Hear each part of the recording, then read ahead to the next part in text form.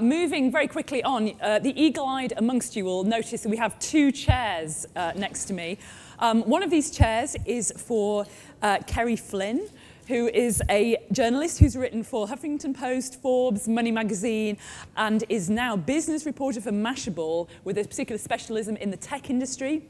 The other chair is for Gary Vaynerchuk, who has a formidable headline, which is Gary Vaynerchuk Builds Businesses. That is something that absolutely no one can argue. Straight out of college, he took his family business from 3 million to 60 million in 5 years. He's a prolific angel investor and venture capitalist with investments including Uber, Facebook, and Birchbox. He now runs VaynerMedia, social media first digital agency, and has been named to both Fortune and Crane's 40 under 40 lists this year. Please welcome Kerry and Gary.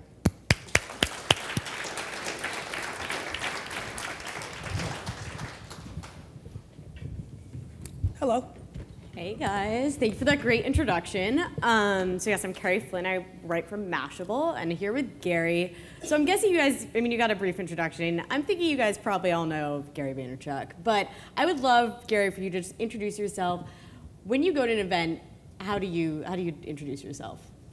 Well, I think the fragmentation of attention and marketing and comms is so intriguing. I actually think, how many people here have no idea who I am? Raise your hand. Oh, that was better. That was a good ego boost.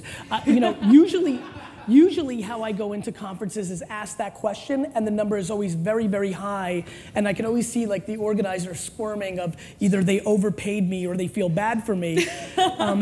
But usually I contextualize myself as an entrepreneur, but I always reverse engineer the audience, right? Like my biggest want up here in our next 30 minutes is I was walking around and looking at name tags, asked ahead of time, we talked. Like to me, what I'm gonna deliver is the context of what I think is the most interesting and most valuable thing to talk about to the people in the room. I think as somebody who's been on stage a lot, I'm fascinated by how 80% of presentations are just one long press release, right? So I think I take this very seriously, and the way I introduce myself usually is under the context of what could conceivably bring value to the people in the audience.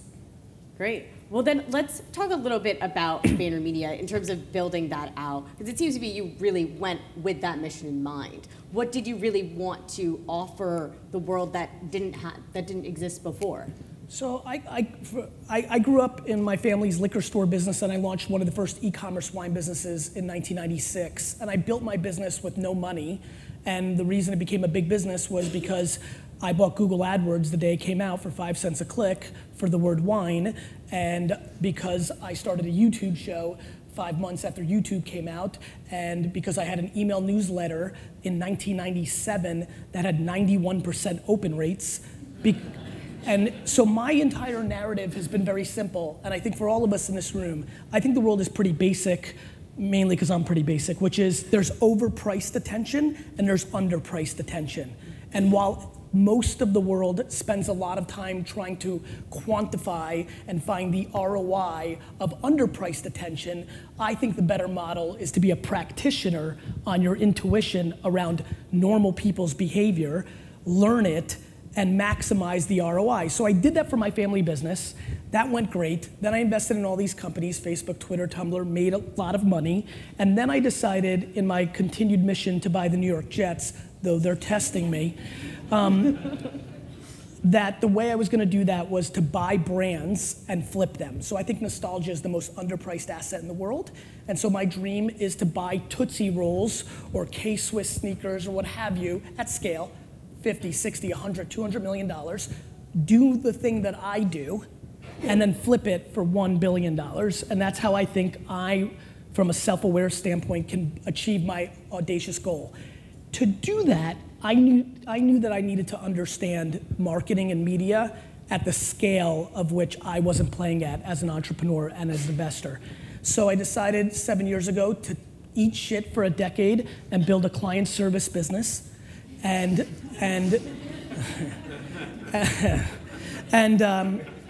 And I needed to learn why all these big brands were doing the things that I thought were stupid, because I didn't have the audacity or the ego to think they were stupid. I just knew they were playing a different game. I had to understand why. I'm a bad student. I learned by doing.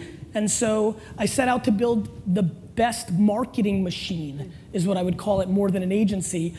And so, you know, we've grown very fast. The first 2 years I was still busy with the wine business, and I had a book that went very viral that kind of dragged me out there. But for the last 5 years I've run the business. We've gone from 30 to 750 people, from 3 to 100 million in revenue, all organic, no M&A. So we've built a real big business. And I think we've done it because our interests have been aligned with our clients, because I'm not trying to build an agency to sell to Martin Sorrell. I'm trying to build an agency for myself to become my clients, which has allowed us to be very aligned with our clients, which is very different than the marketplace of media agencies and marketing agencies. And we also do every capability, because I'm building it for myself. We do media buying and creative and analytics and dev. And so that's why it happened. Well, let's talk about the early days then. You said you looked around and saw all these brands doing quote unquote stupid things. Yes. What are, you don't have to name names if you don't want to, but give me some examples about what were people doing wrong. Yeah, I mean, look, to sit in this room in October 2016 and have, you know, it's funny, let's take this, go out with one of your friends that has nothing to do with marketing or business and explain the following. Okay, so here's how it works. A human, a single human at an agency, a creative lead, and another human on the brand side. And let me tell you about the human on the brand side. This person went to business school to sell stuff and run an operational P&L. These two people sit, the creative single person humanly makes a subjective call on a tagline and a video concept, narrows it down from the 7 or 8 ideations of his or her team to 1 or 2, because you only have an hour to present it. They go to the human that is there to run a P&L, and the two of them make a subjective creative call of what that business should stand for the entire year, and then that company takes 60 to 80% of its monies and makes a single 30-second video to be played in a commercial format in 2016, and this is to drive the sales of their business. There's no common sensed human on earth that thinks that's a good idea. We in the marketing world play that game. I think that's insanity. That excites me. That's the opportunity. Awesome.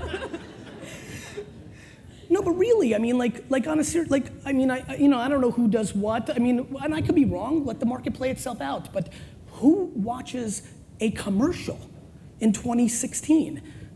So here, and I want to quantify this, I'm not a digitalist or a futurist. I think the Super Bowl commercial is the #1 buy in marketing. If I buy a brand tomorrow, and I have a limited amount of money, the first thing I buy is the Super Bowl. Because everybody in America is going to pay attention to that, whether they watch it on YouTube or during the game, and I have 30 seconds to tell you what I'm about. The problem with Super Bowl ads is they're a showcase for creative agencies to get new clients and acquire more talent. They're not there to sell shit, right? So I think that's the best buy in marketing. I think the worst buy in marketing in the world is the second most expensive commercial on television. I don't know what that is, whether it's the Oscars or the AFC Championship game or the Emmys. I don't know what it is, but it's the worst, because we don't watch those commercials. It goes to commercial and we grab our phone and we talk about that dress or that play or what just happened. Our attention's not there. My living is very simple. In my bio where it says I build businesses, I don't know what paper my team sends around these days, but on the website it says, comma, I day trade attention. Attention is the only asset. It's the only asset. And there's overpriced attention and there's underpriced attention. Direct mail is overpriced attention. It works. Spend $100,000 on direct mail, you will get things to happen. But when you know that there's a Facebook targeted world out there that you could do it better and cheaper, that's a better idea.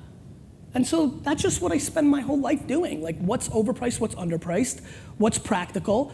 I try to put myself out of business every day. If I started VaynerMedia today, we would be an Alexa voice, message bot, top-level domain consultant, video production vertical phone shop. So So, I don't know. What are we talking about? Well, I think, yeah, we were discovering about what you guys are. I mean, you talked about television, you talked about Facebook. So from, I would understand that people in the room here can say there are certain agencies that specialize in television. There are certain agencies that specialize in digital. There are certain agencies that, yeah, like you're saying, are specific voice recognition chatbots. You guys do actually want to conquer it all. Yes, and when I say conquer it all, my first level of responsibility is to deliver for our clients because they're paying us. So Vayner in its current form today, what we want to do for a living is we want to spend our clients' money in a way that sells them the most stuff or whatever they're trying to achieve. And we are completely agnostic to where that is. I built my career on Twitter. It's where I came out of, for some of you that know who I am. I wasn't happy that Twitter was losing attention in 2011, but when I was making those videos 5 years ago, like, I'm worried about this, like, I was worried about it. I was at the top of the heap. I was one of the 25 most followed people in the world on Twitter. Like, life was good. I wish Twitter stayed for 1,000 years. It would have been easy. I wasn't happy to put in work on Vine and Snapchat and Instagram. It's not my choice.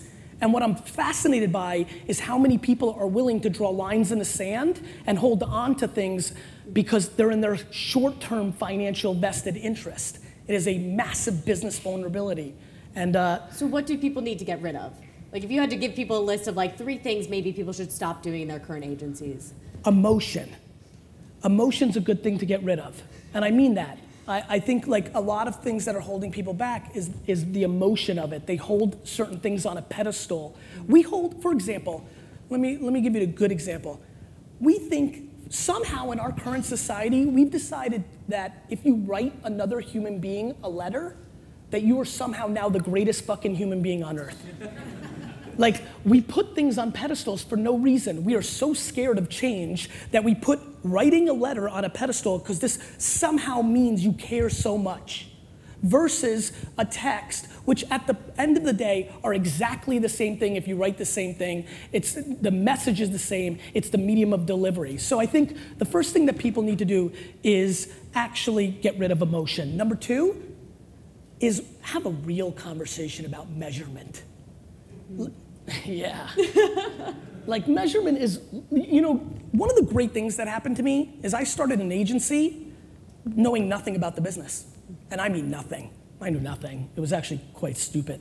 But, but what I did know was my life as an immigrant that had a family liquor store business, our KPI was not winning an award in France or getting a headline in a magazine or some bullshit modeling mix that was manipulated to force the company to spend money on what they believe in. Like, our KPI was selling Pinot Grigio. Right? And so having that DNA has helped me. The amount of times I've walked into a meeting where the Millard Brown case study, the Data Logic study, and the MMM have said everything is phenomenal and the business is down 17% is way too often, and somehow we accept that. So I think we have to have a far more serious conversation around measurement because we're measuring the wrong things. We are absolutely somehow eliminating common sense from the equation. I mean, there's a lot. I mean, I just think it's fundamentally fascinating. I mean, I don't think agencies are built to have aligned interests with their clients, which is why you get into weird tactics. I think there's hidden cost in production, which is ludicrous. I mean, I don't know. I think the whole thing is fat. I don't think it's, by the way, who am I? I'm one dude. I just think that it's a very interesting ecosystem. Like, I went into a meeting where the first presentation was by a PR company that claimed that some mention in HuffPo, 14 pages into their website, attributes 80 million impressions for the month. I mean, like, we're just playing weird games. I think we're just eliminating common sense, and I think that's a huge mistake. Yeah, I think metrics is a great thing to talk about in terms of that. So in terms of what you're focused on when you present to your clients, I'm sure they still expect you to present a report of the traditional metrics. We do tons of horseshit stuff. We do a ton of horseshit stuff because they force us to after this conversation. We say to them, we want to measure sales. We want to measure the thing, donations, like the thing. Like TV clients, Nielsen ratings, because that's your currency that you make money on. Like, we want to measure the thing. The problem is 99% of our clients do not put us in a position to measure the thing. Which gets me into, like, why doesn't anybody want to measure the thing? right? Like I think nobody wants to be held accountable. I think one of the great things about corporate America and agency landscape that I didn't understand was I used to be mad at everybody. Mad that you didn't care enough to do the right thing. Then what I realized is I can't be mad at you. The game is structured in a way that people are playing within it because you have mortgages and a family. Like you're making decisions not on what you believe, you're making decisions on what is palpable and acceptable within the ecosystem that's created. I get it. I'm more empathetic to it. Here's the punchline though. If you're doing something to grow within an organization or not rock the boat and have stability, it doesn't mean what you're doing is right. It just means it's right for you within the context of the game that you chose. In that human vulnerability is enormous amounts of business opportunity. I plan to exploit that. So in terms of that, like you have these conversations, but people just don't want to change, right? So how do you make people change? You just keep doing you. You don't. I could care less if anybody changes. As a matter of fact, I prefer that nobody changes. Because when I get to the second part of this, it'll give me more time to do my thing. So I just want to be historically correct, and I want to inspire some people that just need a little tip to go do the right thing, and I want to look back at these videos and be like, fuck, you were smart, and I just want to eventually, see, what's interesting for me is there's a whole next generation of people, and this is going to create business opportunities. I'm right, and everybody knows it because you're right, you know it. I'm not a genius. I'm just in a situation where I'm allowed to talk about it in a way that's different than a lot of people. Everybody knows you live your life one way, and then you put on your clothes that you wear to work, your jersey, and you act totally different because you play within the context of what's acceptable. You don't believe in the shit you're selling, and I don't mean all of you, like a portion of you. I just genuinely believe that. You know why? Because at 3 o'clock in the morning at Cannes, after a bottle of rosé, you all tell me.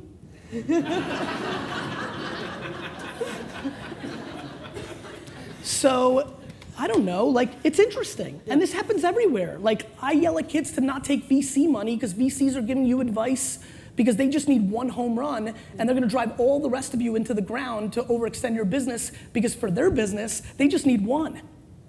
So, like, I think you have to understand the seed, right? Like, most of the agencies in this room and in the market are part of holding companies that are publicly traded companies, which means they have to basically play a 90-day Wall Street dynamics, which that's what maps their behavior.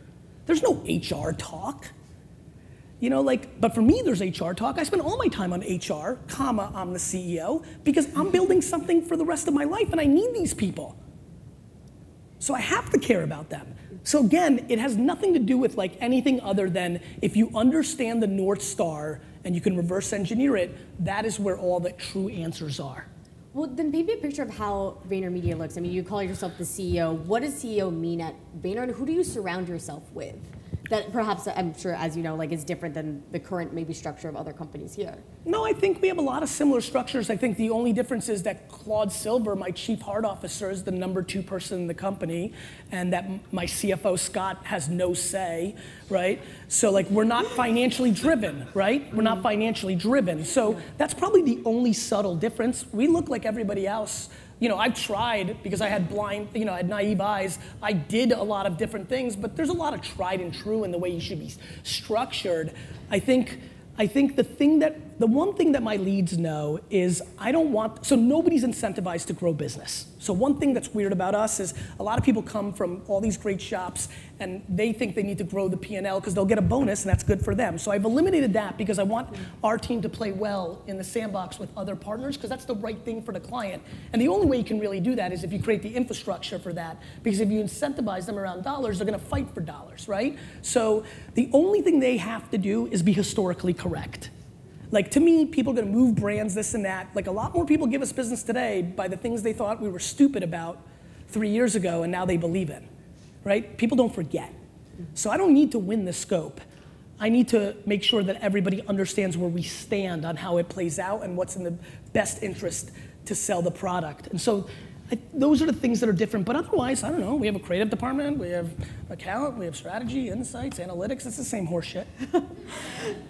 Well, if you had to, add a new division or expand in a certain way, what would you do next? Unlimited resources. What are you doing next?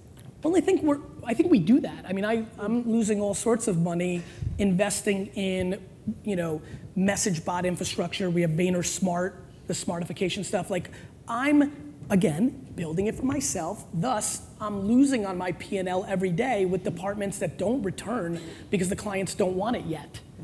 To me, I'm always building for something that's 12, 24 months ahead of time. I don't think you should build anything for 5 years out. I think that lacks practicality. I think if you see the world in a 12 or 18-month window and you can go there, that feels real. And that's what I've kind of tried to rinse and repeat. So we do a lot of that. We invested in vertical video people 2-3 years ago because we saw that playing out, and that's worked out for us because the market has moved more in that direction. We invested in 70 what I would call new digital paid media people who probably believe more in feed dynamics of social networks than programmatic banner buying or things of that nature, and that's working out for us. So I think it's not even unlimited budgets what I think I'm doing now, which is if I believe anything is meaningful to sell something or communicate something, we will invest in it immediately. We have analysts and strategists who spend time on analyzing Musical.ly a year ago. And so that's just kind of how we go. Awesome. Well, I'm curious, you guys have offices in multiple places. Do you want to grow your physical presence anytime soon? Yeah, so we have an office in New York, LA, San Francisco, Chattanooga, Tennessee, and London. So I'll speak about Chattanooga, Tennessee, and London. Chattanooga is one of probably 5 to 7 more offices that I will build in cities that are not New York, LA, San Francisco, and Boston. There's another part of America, I don't know if you've heard, and there's a lot of it. And so I want to have offices there because if I buy a brand that mainly sells in middle America at Dollar General, having a footprint in these markets for a decade is going to be smart. Same thing with London and Asia and other places we will expand. I'm very single-minded. I'm going to buy brands that are underpriced because big holding companies are not supporting great brands because they don't have the money for it. They're only supporting the top 5 brands. They're going to sell it to me for a nickel on the dollar. I'm going to buy it. I'm going to refurbish it in a 2022 world for whatever that is. And I'm going to run it through my machine with the people that have been with me for 15 years because we give a shit about them. And then we're going to build the fuck out of it, flip it, buy the New York Jets, win Super Bowls. So do you see yourself then it's keeping VaynerMedia like as it is? When you buy the Jets, is VaynerMedia still going to be around? That's something I didn't see, which I hate talking about. I thought I would build like a 100-person shop. Mm-hmm. It'd be great. We'd buy a brand. I'd take 40 people over to it. I would help the other 60 get jobs or put them in my other investments, like really take care of the crew and move on my merry way. What ended up happening is, look, we've gone from 30 to 750 people in 5 years. Like, there's gonna be a lot more people than I anticipated when the brand comes. So now, I've written a bunch of books. I've started writing one called The By Accident $1 Billion Company. And it's really the chronicles of building Vayner and why I did it and what happened. And why was I able to build a big business really fast? Because our interests are aligned with our client. It's just, it's always at the tippy top, right? Like everything that's broken at VaynerMedia, my fault. Everything is about the top. So now I realize, oh shit, I'm gonna have a holding company of brands, but in parallel, I'm also gonna have VaynerMedia. I'm gonna take the top talent each year and graduate them into the brands that I own. But 2 interesting things are gonna happen. One, I think I'm gonna be able to get the best talent in the world into Vayner because if the word on the street is, if you go work at Vayner and you crush it, that you can then go and work on Hershey's Kisses or Keds and get a piece of the action and make lots and lots of money, that's gonna bring unbelievable talent. And 2, when I go pitch for new business at VaynerMedia, instead of saying like, here's our sizzle reel or our capes, I'm gonna be like, hey, 4.5 years ago, we bought Snickers. It was doing $237 million in revenue. Now it's doing $8.7 billion because of what we did. That's our pitch, motherfucker. Well, so yeah, I mean, convincing someone to work at Vayner, I don't think should be too hard. I don't think so. I think look, I mean, everybody here knows that works in it, and they respect it, and I respect it. I'm not mad at a holding company. They're not, what are they? This is not nonprofit world. It's just, you have to be smart about why things do what they do. And I think that I'm excited to create a new model in this ecosystem, because one thing I have done is fallen in love with the DNA of the people within it. These are storytellers, these are salespeople, like this is cool, this is what I am. I didn't realize it, but like this is what I am too. A little bit of a different version of it, but pretty much what I am. And so I think the machines that have been put in place aren't great for the people, and I think that I'm not gonna be able to employ everybody. What I'm gonna do is be ridiculously successful and inspire Sally to go and build it too and create new alternatives. Great. Well, we have about 5 minutes left, so I wanted to open up to audience Q&A if that's cool with you. Let's do it. Firing any questions. Anyone here? Questions? Awesome.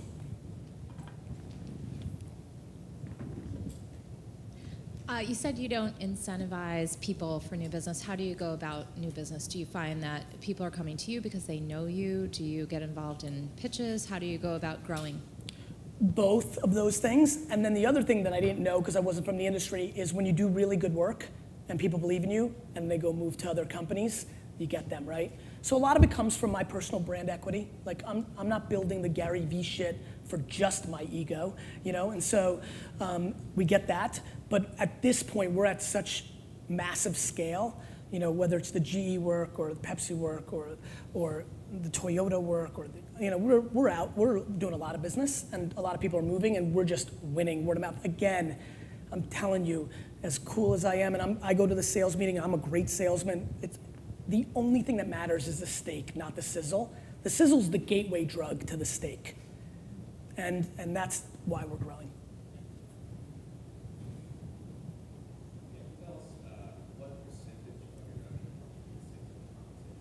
What percentage of what, my friend?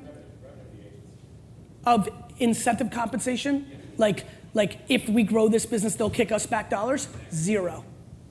And by the way, I'd love to do all of it that way. The problem is these CFOs in procurement in corporate America think I'm an idiot. Yeah. Like the incentive plans are ludicrous. And by the way, I would take it, but we're not big enough yet or like real enough yet for corporate America for them to really let me control everything. I'm not gonna be at the mercy of like Digitas's media plan. You know, I have to run it, and that's not a dig at Digitas, first thing, you know, it's just, I need to be, if I'm like on the line, I need to control everything. Then it's real, right? So 0 so far, though it's kind of weirdly what I thought I was gonna do, you know? Stinks. But I think I'm gonna play the ultimate version of that. When I write a check for $88 million, right, to buy pop rockets, you know, like it's, you know, it's gonna, that's the ultimate putting your money where your mouth is. And that's what I came from. That's what I'm actually way more comfortable with. All this politicking horseshit, nah.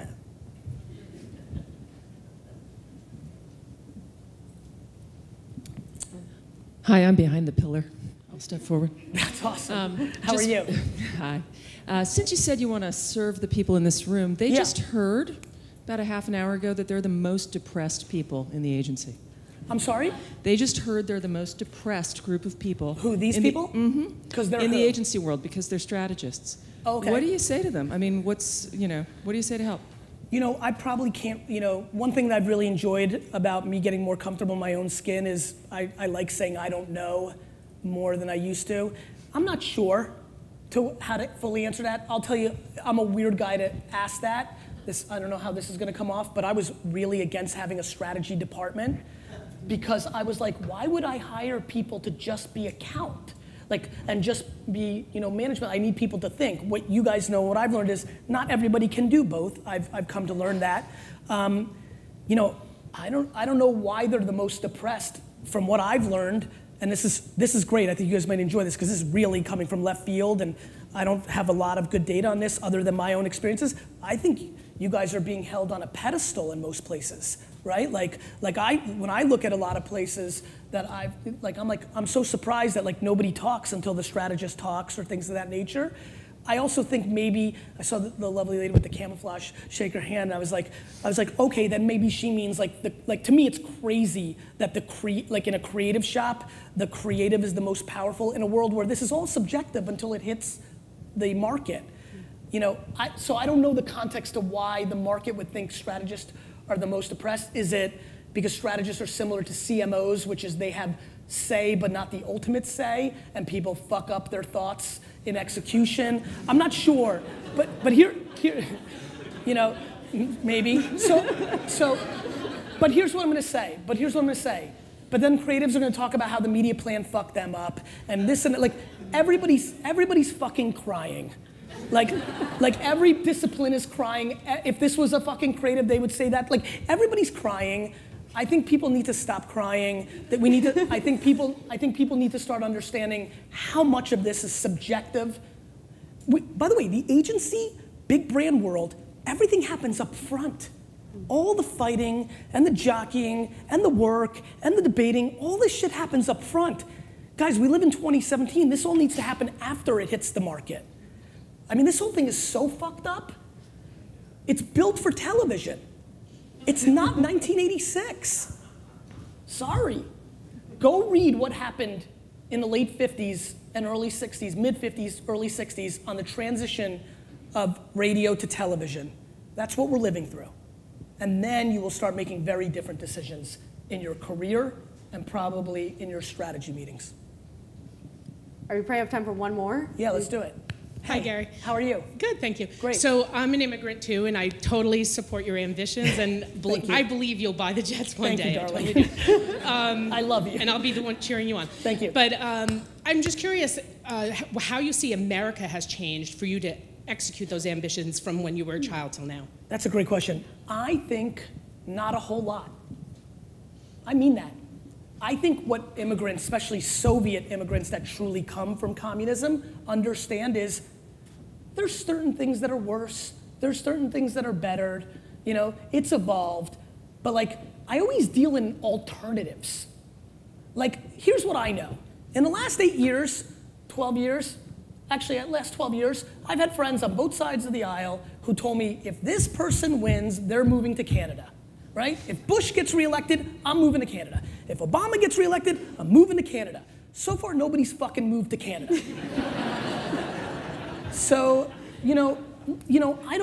for me to ever think, for a purebred entrepreneur to ever think the President of the United States has any impact on her or his ability to execute in this game, they're a fucking loser.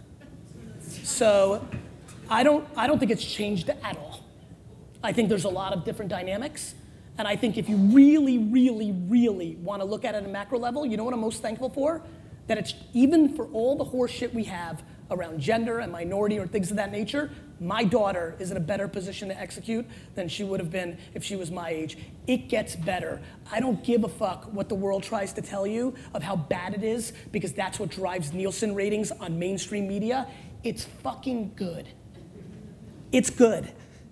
Like, the problem is we are sold the 1% that's bad every single day, 24/7, 365. So I think it's great. Super opportunity. I think that's a perfect note to end on the opportunity point. Thank you. Thank you.